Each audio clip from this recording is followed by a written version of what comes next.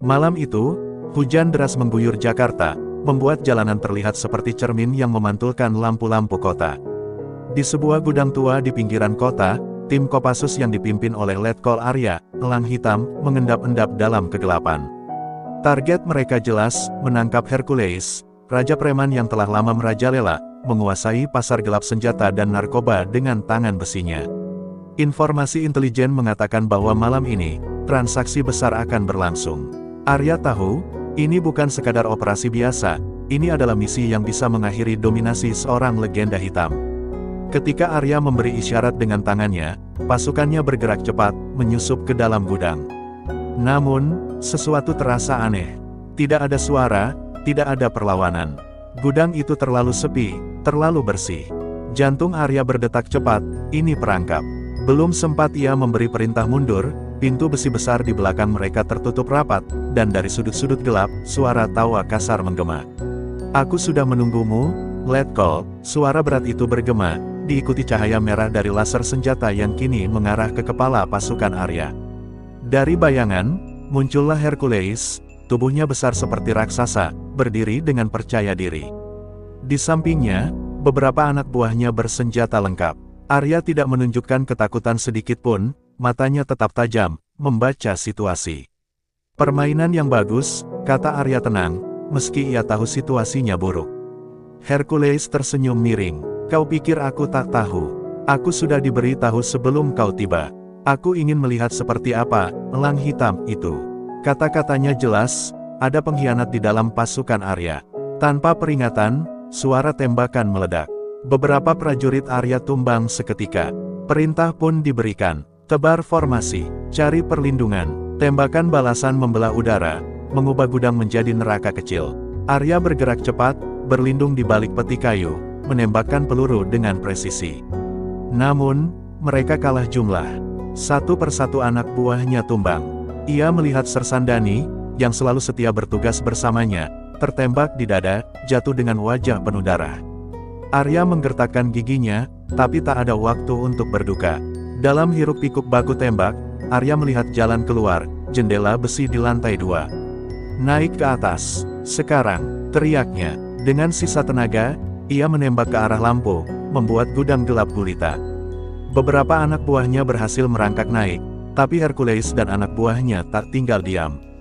Dentuman suara logam menghantam saat peluru terus berhamburan. Arya merasa panas di bahunya, sebuah peluru menyerempetnya. Darah hangat mengalir, tapi ia tetap maju. Saat mencapai jendela, Arya menoleh ke bawah. Di sana, Hercules masih berdiri, menatapnya dengan tatapan penuh tantangan. "Aku tak akan lari darimu, Hercules," ujar Arya dengan suara berat. Hercules hanya tertawa. "Kita akan bertemu lagi, Letkol. Dan saat itu, aku sendiri yang akan menghabisimu." Dengan sisa pasukannya yang berhasil lolos, Arya melarikan diri ke dalam malam yang basah. Napasnya berat, luka-luka di tubuhnya perih, dan di dadanya ada beban yang lebih besar dari rasa sakit fisik pengkhianatan. Ia kehilangan banyak anak buahnya malam ini, dan yang lebih buruk, Hercules masih bebas. Tapi satu hal yang pasti, ini belum berakhir. Perang baru saja dimulai. Dini hari yang dingin menyelimuti Jakarta ketika Arya dan sisa timnya bergerak dengan kecepatan penuh menuju Cipularang. Luka di bahunya masih berdarah, tetapi ia tidak peduli. Di dalam mobil hitam yang melaju di tengah hujan rintik, matanya tetap tajam menatap jalanan kosong. Ia kehilangan banyak orang malam itu, dan yang lebih buruk, ada pengkhianat di dalam timnya. Rudy, tangan kanannya, duduk di sampingnya, terlihat gelisah. "Kita harus berhenti sejenak, Letkol, kau butuh perawatan," ucapnya. Arya hanya menggeleng, rahangnya mengeras. "Kita tidak punya waktu. Hercules sudah menantang kita. Aku akan datang kepadanya." Namun, ada sesuatu yang terasa janggal. Sejak keluar dari Jakarta, mereka merasa diawasi. Arya menatap ke kaca spion, ada 2 SUV hitam yang mengikuti dari kejauhan. Nalurinya langsung menyala. "Pegang kemudi, Rudy," perintahnya sambil meraih senapan laras panjang di kursi belakang. Saat ia membuka jendela, cahaya lampu mobil di belakang tiba-tiba menyala lebih terang. Arya hanya punya 1 detik untuk bereaksi sebelum suara rentetan peluru menghantam kaca belakang. "Semuanya turun," teriaknya. Mobil mereka oleng, nyaris kehilangan kendali. Rudy berusaha menstabilkan kemudi sementara Arya membalas tembakan. Jalanan tol Cipularang yang biasanya sunyi berubah menjadi medan perang. Mobil hitam di belakang mereka berusaha memepet, dan dari dalamnya, beberapa pria bertopeng menembakkan senjata otomatis. Arya menghela napas, mereka bukan sekadar preman jalanan. Ini adalah pembunuh bayaran, dan hanya satu orang yang bisa menyewa mereka, Hercules. Dalam manuver cepat, Arya meraih granat asap dari rompinya dan melemparkannya ke aspal. Ledakan asap putih memenuhi jalan, mengaburkan pandangan musuh. "Rudy, rem mendadak sekarang!" teriaknya. Rudy menginjak pedal rem sekuat tenaga. Salah satu SUV hitam yang mengejar mereka melaju terlalu cepat, kehilangan kendali, dan menabrak pembatas jalan. Ledakan besar mengguncang malam, tapi satu mobil masih bertahan. Dari kendaraan musuh, seorang pria kekar dengan senapan otomatis keluar, menembak tanpa ampun. Arya melompat keluar dari mobil yang masih melaju perlahan, berguling di aspal basah, dan dalam hitungan detik ia sudah menembakkan pelurunya dengan akurat. Satu tembakan mengenai kaki pria itu, membuatnya tersungkur. Namun sebelum Arya bisa menyelesaikan pekerjaannya, suara klakson menggelegar dari kejauhan. Sebuah truk besar melaju dengan kecepatan penuh ke arah mereka. Arya sempat melihat logo di bagian depannya. Ini bukan truk biasa. Ini adalah bagian dari jebakan Hercules. "Awas!" Rudy berteriak, tetapi sudah terlambat. Truk itu membanting setir, memblokir jalan sepenuhnya. Dari balik truk, bayangan orang-orang bersenjata mulai bermunculan. Arya dan timnya terjebak. Dalam benaknya, ia tahu ini adalah akhir dari permainan kucing dan tikus. Hercules tidak ingin menangkapnya, Hercules ingin menghabisinya malam ini. Tapi jika Arya akan mati, ia akan memastikan darahnya tidak tumpah sia-sia. Dengan napas berat, ia memokang senjatanya dan menatap ke depan. Dini hari ini, gumamnya pelan, Cipularang akan menjadi kuburan bagi para pemburu. Suasana di tol Cipularang berubah menjadi medan tempur yang sunyi dan mencekam. Udara dingin bercampur bau bensin dan darah yang mengering. Arya berdiri di tengah jalan dengan bahu yang masih berdarah, sementara di hadapannya, puluhan anak buah Hercules mengepung dengan senjata terangkat. Dari balik truk yang menghalangi jalan, langkah berat bergema. Kemudian, sosok yang selama ini ia buru muncul, Hercules, dengan tubuh kekarnya, berdiri seperti dewa perang yang turun ke bumi. "Aku sudah menunggumu, Letkol," suaranya rendah tapi penuh keyakinan. Arya mengangkat senjatanya, tapi Hercules hanya menggeleng sambil tersenyum miring. "Lupakan senjata, ini bukan tentang peluru, ini tentang harga diri." Dengan gerakan perlahan, Hercules melemparkan jaketnya ke tanah dan menggulung lengan bajunya, memperlihatkan otot-otot yang penuh luka lama. Arya mengerti, ini bukan sekadar perkelahian biasa. Ini adalah duel antara dua legenda, pertarungan yang akan menentukan siapa yang pantas bertahan. Tanpa ragu, Arya melepas rompi taktisnya dan melemparkan senjatanya ke tanah. Dalam hitungan detik, duel pun dimulai. Hercules menyerang lebih dulu, kepalan tangannya meluncur seperti palu godam. Arya menghindar dengan refleks, tapi hembusan angin dari pukulan itu saja sudah cukup untuk menunjukkan kekuatan lawannya. Arya membalas dengan pukulan cepat ke perut Hercules, tapi seolah tak berpengaruh. Hercules hanya menyeringai sebelum menghantam Arya dengan siku keras kerahangnya, membuatnya terhuyung mundur. Arya tidak mundur. Dengan teknik tempur yang diasah selama bertahun-tahun di medan perang, ia memanfaatkan kecepatan dan kelincahannya. Ia bergerak rendah, menghantam lutut Hercules dengan tendangan samping. Hercules menggeram, tetapi sebelum ia bisa membalas, Arya sudah melompat dan menendang dagunya dengan telak. Hercules terhuyung, tapi tidak jatuh. Sebaliknya, ia hanya mengusap darah dari sudut bibirnya dan tersenyum liar. "Bagus, aku mulai menikmati ini." Duel berlanjut dengan brutal. Tinju dan tendangan terus beradu, tubuh mereka mulai dipenuhi luka dan lebam. Napas mereka semakin berat, tapi tak ada yang mau menyerah. Arya tahu ia lebih cepat, lebih terlatih. Tapi Hercules adalah monster, setiap pukulan yang ia terima hanya membuatnya semakin ganas. Lalu, dalam satu momen fatal, Hercules berhasil menangkap Arya di udara dan membantingnya ke aspal dengan kekuatan luar biasa. Arya merasakan dunia berputar, rasa sakit menjalar dari punggungnya. Dari kejauhan, Rudy yang terikat dan dipukuli oleh anak buah Hercules hanya bisa berteriak, "Bangkit, Letkol. Kau tidak boleh kalah." Arya mengerang, darah mengalir dari pelipisnya. Hercules berjalan mendekat, siap mengakhiri duel dengan satu pukulan terakhir. "Kau kuat, Arya, tapi aku lebih kuat," gumamnya sambil mengangkat kepalan tangannya tinggi-tinggi. Namun, Arya bukan seseorang yang bisa dikalahkan begitu saja. Dalam detik terakhir sebelum pukulan Hercules menghantam, Arya berguling ke samping dan dengan sisa kekuatannya, ia menendang lutut Hercules dengan sudut yang sempurna. Terdengar suara retakan keras. Hercules menggeram kesakitan, tubuhnya kehilangan keseimbangan. Saat itulah Arya bangkit dan menghantam rahang Hercules dengan siku yang sekuat tenaga. Hercules jatuh tersungkur untuk pertama kalinya. Jalanan sunyi, hanya suara napas berat Arya yang terdengar. Duel belum berakhir, tapi untuk pertama kalinya dalam hidupnya, Hercules terlihat goyah. Malam itu, Cipularang menjadi saksi pertarungan dua legenda, dan pertumpahan darah baru saja dimulai. Hercules berlutut di atas aspal yang basah, darah mengalir dari mulutnya. Untuk pertama kalinya dalam hidupnya, ia merasakan sesuatu yang asing, kelemahan. Arya, meski tubuhnya juga babak belur, tetap berdiri tegak, napasnya berat, tapi matanya tetap tajam. Para anak buah Hercules yang mengelilingi mereka mulai gelisah, tak menyangka pemimpin mereka bisa ditumbangkan. Malam di Cipularang terasa semakin sunyi, hanya suara rintik hujan yang jatuh ke jalanan yang memecah keheningan. Tiba-tiba, suara tepuk tangan menggema dari balik truk yang terparkir. Dari bayangan, seorang pria berjas hitam muncul, wajahnya familiar bagi Arya. Jantungnya mencelos. Itu adalah Kolonel Wisnu, atasannya di militer, seseorang yang selama ini ia percaya. "Sungguh pertunjukan yang mengesankan," katanya, langkahnya santai seolah ini semua hanya permainan. "Tapi aku rasa sudah cukup."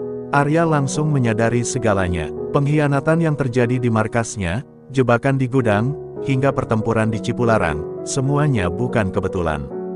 "Jadi, ini semua ulahmu?" Arya bertanya, suaranya dingin. Wisnu tersenyum kecil. "Dunia berubah, Arya. Militer bukan satu-satunya kekuatan di negeri ini. Aku hanya memilih pihak yang lebih menguntungkan." Tanpa aba-aba, anak buah Wisnu yang bersenjata lengkap keluar dari balik truk, mengarahkan senapan ke Arya dan Hercules. Kini mereka berdua ada dalam posisi yang sama, musuh bebuyutan yang kini harus menghadapi ancaman yang lebih besar. Hercules tertawa pahit, tangannya mengepal.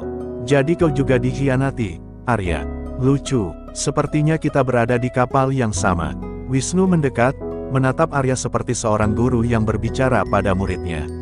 "Aku sebenarnya ingin merekrutmu, Arya. Kau petarung hebat, tapi kau terlalu setia pada prinsip usahmu." Ia menghela napas pura-pura menyesal. "Sayangnya, dunia ini tidak butuh ksatria. Dunia butuh penguasa." Tanpa peringatan, Arya bergerak. Dengan refleks luar biasa, ia menendang senjata dari tangan salah satu prajurit Wisnu dan merebutnya dalam satu gerakan halus. Ia menembakkan peluru ke arah lampu jalan, membuat kegelapan kembali menguasai Cipularang. Dalam kekacauan itu, Hercules juga bertindak. Dengan kekuatan brutalnya, ia merobohkan dua orang sekaligus, merampas pistol dari tangan mereka. Dalam hitungan detik, aliansi tak terduga pun terbentuk. Arya dan Hercules kini bertarung berdampingan melawan pasukan Wisnu. Peluru beterbangan, jeritan terdengar di kegelapan. Cipularang telah berubah menjadi medan perang yang sebenarnya. Arya tahu, jika malam ini ia ingin bertahan hidup dan mengungkap pengkhianatan ini, ia harus bekerja sama dengan orang yang selama ini ia kejar.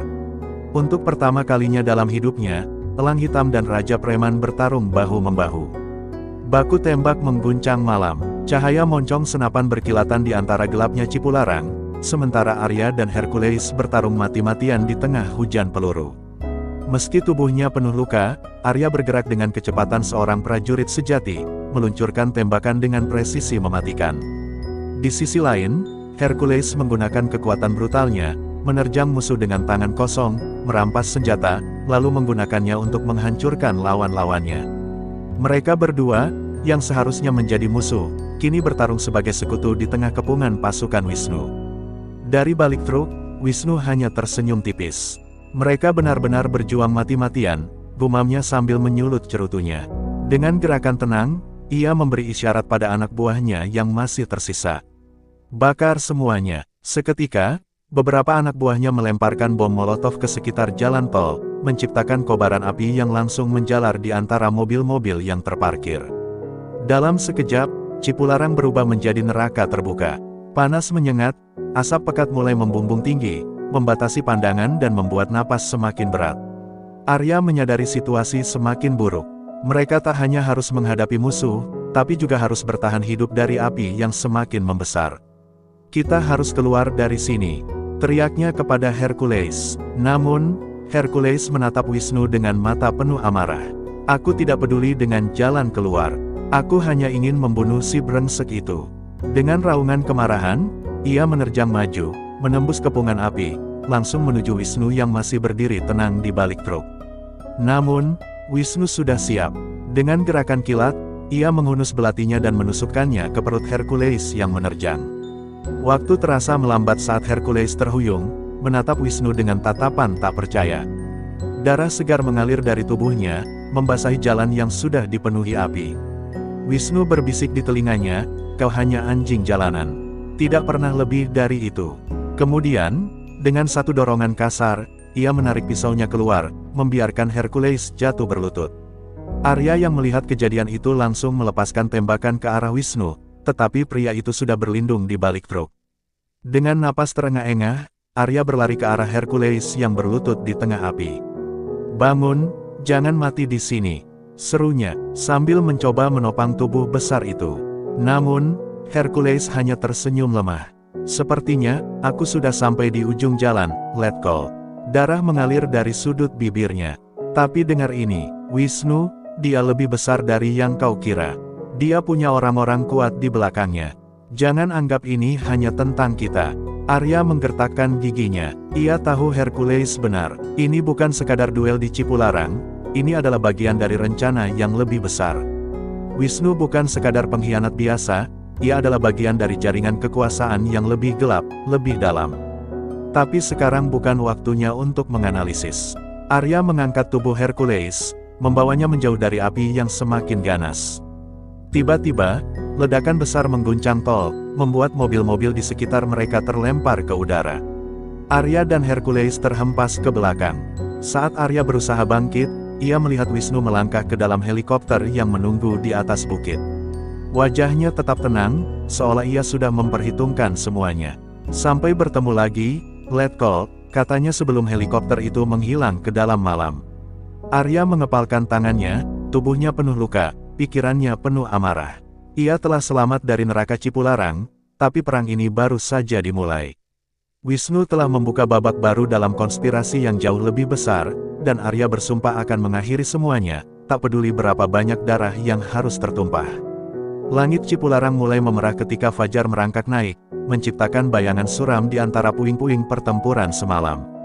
Mobil-mobil terbakar masih mengeluarkan asap hitam, menyisakan aroma bensin dan darah yang menyatu dalam udara pagi. Arya berlutut di samping Hercules yang terbaring lemah, napasnya berat dan tidak teratur. Tangan raksasa pria itu mencengkeram lengan Arya, matanya yang redup masih menyala dengan tekad terakhir. "Jangan biarkan dia menang, Wisnu, dia harus mati." Suaranya serak, hampir tak terdengar. Arya mengangguk, menahan kemarahan yang mendidih dalam dadanya. Ia telah kehilangan terlalu banyak orang, dan sekarang bahkan musuh bebuyutannya, pria yang selama ini ia buru, menyerahkan hidupnya demi membantunya. "Kau tidak akan mati di sini," gumam Arya sambil berusaha mengangkat tubuh Hercules. Namun, pria itu hanya terkekeh pelan, darah mengalir dari sudut bibirnya. "Kau tahu sendiri, aku sudah mati sejak lama. Tapi aku ingin pergi," dengan kepala tegak. Tiba-tiba, suara sirene terdengar di kejauhan. Mobil-mobil polisi dan kendaraan militer mendekat dengan cepat. Arya menoleh, menyadari bahwa situasi ini bisa semakin buruk jika ia tertangkap tanpa bukti yang cukup. Wisnu pasti sudah menyusun narasi bahwa ia adalah pengkhianat, dan kini ia harus berpikir cepat. Dengan sisa tenaganya, ia menarik tubuh Hercules ke belakang bangkai mobil yang terbakar, mencari perlindungan. Dari balik asap, seorang pria berseragam Kopassus muncul, Mayor Satria, salah satu orang yang dulu ia percayai. "Arya," panggilnya sambil mengarahkan pistol, wajahnya penuh kebingungan. "Apa yang terjadi di sini? Kami menerima laporan bahwa kau telah membelot dan membunuh pasukan kita." Arya mendengus, Ini jelas permainan Wisnu. Kau benar-benar percaya omong kosong itu? Arya menatapnya tajam. Wisnu mengkhianati kita semua. Dia bekerja untuk sesuatu yang lebih besar, dan jika kita tidak bertindak sekarang, semuanya akan jatuh ke tangannya. Satria terdiam sesaat, matanya ragu. Namun, sebelum ia bisa menjawab, Hercules meraih pergelangan tangannya dengan sisa kekuatan yang dimiliki. Percaya padanya, Wisnu adalah ular, gumamnya lemah. Mata Satria membelalak melihat siapa yang berbicara. Sosok yang selama ini dianggap sebagai musuh negara kini memberikan kesaksiannya sendiri. Itu cukup baginya untuk mengambil keputusan. Kita harus pergi dari sini. Aku bisa menahan laporan selama beberapa jam, tapi setelah itu, seluruh aparat akan memburumu, Arya. Arya mengangguk. Ia tahu, ini hanya awal dari pertempuran yang lebih besar. Dengan bantuan Satria, ia memapa Hercules menuju salah satu kendaraan yang tidak terbakar. Pria itu sudah hampir tak sadarkan diri, tetapi sebelum pintu mobil ditutup, tangannya mencengkeram lengan Arya sekali lagi. Jangan biarkan aku mati sia-sia, bisiknya. Bakar semua yang telah dia bangun. Dengan hati yang berat, Arya menatap pria itu untuk terakhir kalinya sebelum mobil melaju menjauh dari neraka Cipularang. Matahari mulai naik di ufuk timur, tetapi bagi Arya, kegelapan baru saja dimulai. Wisnu mungkin telah menang kali ini, tetapi perang belum selesai. Dan kali ini, ia tidak akan lagi bertarung sendirian. Di sebuah tempat persembunyian di pinggiran Jakarta, Arya menatap peta yang terpampang di meja kayu tua. Titik-titik merah menunjukkan lokasi-lokasi yang berkaitan dengan jaringan Wisnu, perusahaan cangkang, bunker senjata ilegal, dan jalur peredaran uang haram. Di sampingnya, Mayor Satria berdiri dengan raut wajah serius. Kita hanya punya sedikit waktu sebelum nama kita masuk dalam daftar buruan nasional. Wisnu pasti sudah mengendalikan aparat dari dalam, katanya. Di sudut ruangan, Hercules terbaring di atas kasur darurat, tubuhnya masih lemah. Luka di perutnya telah dijahit, tetapi napasnya masih berat. Kau ingin menjatuhkan Wisnu. Suaranya parau, tetapi matanya tetap menyala penuh dendam. Kau tidak bisa hanya membunuhnya. Kau harus menghancurkan sistem yang melindunginya. Arya mengangguk pelan, menyadari kebenaran kata-kata itu. Malam itu, mereka bergerak. Dengan informasi dari jaringan Hercules, Arya dan Satria menyerbu salah satu gudang bawah tanah Wisnu di pelabuhan. Dengan kecepatan dan presisi militer, mereka menyusup, menjatuhkan para penjaga dalam sunyi, hingga akhirnya menemukan server utama, jantung dari operasi kejahatan Wisnu. Saat mereka mulai mengunduh data, alarm berbunyi. Pasukan Wisnu datang lebih cepat dari yang mereka duga. Baku tembak pun tak terhindarkan. Arya dan Satria bertahan sekuat tenaga, menembak dalam gelap, mengandalkan peluru terakhir mereka. Tapi jumlah musuh terus bertambah. Arya tahu mereka tidak akan bisa keluar hidup-hidup jika tetap bertahan. Lalu, suara menggelegar menggema di atas mereka, sebuah truk menerobos masuk, menabrak barikade. Dari balik kemudi, Hercules dengan wajah pucat berteriak, "Masuk sekarang atau mati di sini." Mereka melompat ke dalam truk, melaju keluar dengan kecepatan penuh. Peluru menghujani kendaraan, tetapi mereka berhasil lolos. Namun, di dalam truk, Hercules sudah kehilangan banyak darah. Napasnya tersengal, tangannya bergetar. "Aku tidak akan bertahan lama," katanya lirih. Arya mencoba menahan luka di perutnya, tetapi pria itu hanya tersenyum. "Aku sudah hidup lebih lama dari yang seharusnya. Pastikan Wisnu mati, Arya." Di sebuah gedung pencakar langit di pusat kota, Wisnu menerima laporan bahwa servernya telah dibobol. Wajahnya tetap tenang, tetapi ada ketegangan di matanya. Ia mengambil ponselnya dan berkata dingin, "Aktifkan protokol terakhir. Jika aku jatuh, mereka semua ikut jatuh." Sementara itu, Arya dan Satria mengunggah semua data yang mereka curi ke publik. Skandal Wisnu terungkap ke seluruh negeri, keterlibatannya dalam perdagangan senjata, pembunuhan politik, dan pengkhianatan terhadap militer. Kini, bukan hanya mereka yang memburunya. Negara menginginkan kepalanya. Wisnu telah kehilangan perlindungannya. Namun, perang belum berakhir. Arya tahu, hanya ada satu cara untuk memastikan Wisnu tidak akan pernah bangkit lagi. Ia harus menemukannya, dan menghabisinya sendiri. Hujan deras mengguyur Jakarta saat Arya tiba di gedung pertemuan rahasia yang ditinggalkan. Di dalamnya, Wisnu sudah menunggu, mengenakan jas hitam yang tetap rapi meskipun situasi telah berubah drastis. Kau benar-benar tidak bisa membiarkan ini berakhir dengan cara lain, iya. Wisnu tersenyum tipis, meski matanya penuh kemarahan. Arya tidak menjawab, ia berjalan perlahan, tangan meraih pistol di pinggangnya. Kau mengkhianati sumpahmu, membunuh saudara-saudaramu sendiri. Kau tidak pantas hidup. Wisnu tertawa kecil, lalu mengeluarkan pistolnya sendiri. Kalau begitu, mari kita selesaikan seperti seorang prajurit. Duel terakhir pun dimulai. Dua pria, dua petarung terbaik, bertarung dalam hujan dan gelap.